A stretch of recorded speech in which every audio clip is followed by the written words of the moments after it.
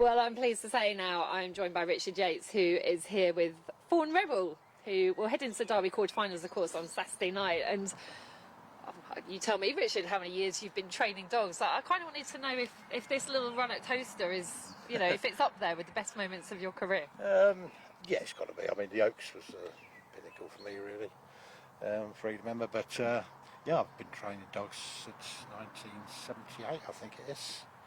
I took out a licence when I was 14 with John Perrin, and I was lucky enough to work with Dick Holloway, and he was a brilliant man with a dog, and learnt a lot of him, and just gone from there, really. This dog has done you so proud. You actually got your hands on him, and he came over and started life in A1 company for you at home. Yes, that's right. He hardly had any races. Paul McCluskey sold him to us very cheap, really.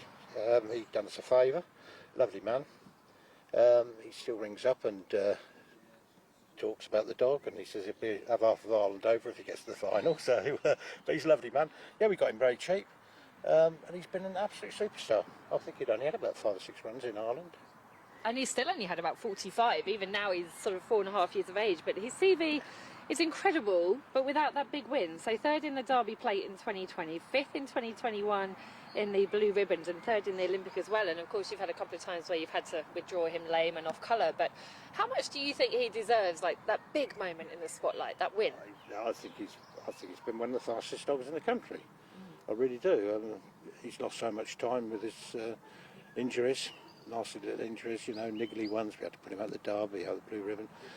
And it's just, shame the dog's not had a chance to prove himself. He never knows when he's beaten. He's just a lovely dog. He's 4.5 years old now, and we're planning for next year's Derby.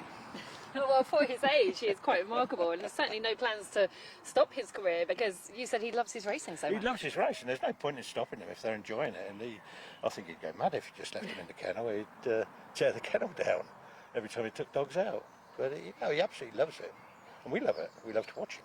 He's such an exciting dog to watch, and he never knows when he's beaten. He's just so genuine. They're lovely to have dogs like that. There's so many dogs now that they get behind and they just chuck it in. But he's got it all there, and your mate, yeah, he's a pet. He'd always be a pet, this one.